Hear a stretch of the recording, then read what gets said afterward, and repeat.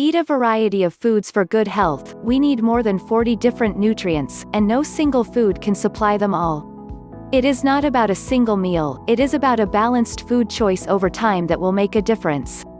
A high-fat lunch could be followed by a low-fat dinner. After a large meat portion at dinner, perhaps fish should be the next day's choice.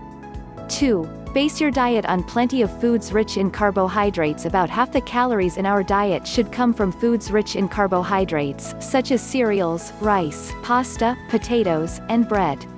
It is a good idea to include at least one of these at every meal. Whole grain foods, like whole grain bread, pasta, and cereals, will increase our fiber intake. 3. Replace saturated with unsaturated fat. Fats are important for good health and proper functioning of the body. However, too much of it can negatively affect our weight and cardiovascular health.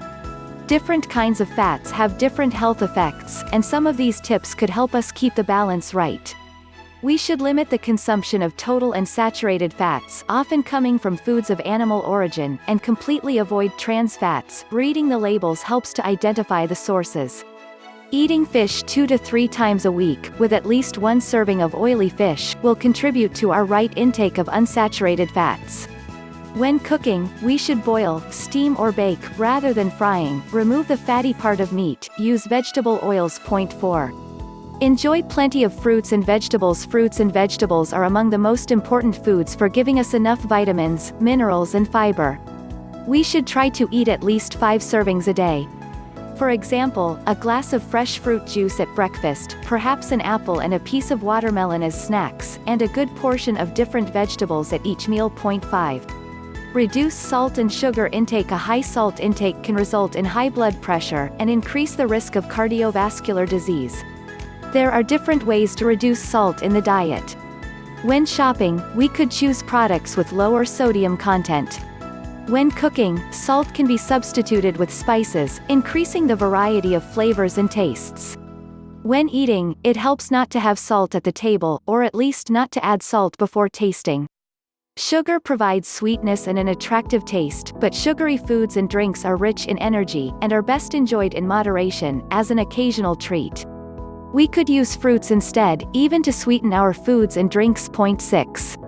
Eat regularly. Control the portion size. Eating a variety of foods, regularly, and in the right amounts is the best formula for a healthy diet. Skipping meals, especially breakfast, can lead to out-of-control hunger, often resulting in helpless overeating. Snacking between meals can help control hunger, but snacking should not replace proper meals. For snacks, we could choose yogurt, a handful of fresh or dried fruits or vegetables like carrot sticks, unsalted nuts, or perhaps some bread with cheese.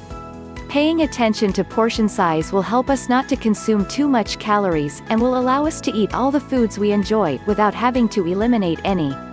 Cooking the right amount makes it easier to not overeat. Some reasonable serving sizes are 100 grams of meat, 1 medium piece of fruit, half a cup of raw pasta. Using smaller plates helps with smaller servings. Packaged foods, with calorie values on the pack, could aid portion control. If eating out, we could share a portion with a friend. 7. Drink plenty of fluids. Adults need to drink at least 1.5 liters of fluid a day. Or more if it's very hot or they are physically active.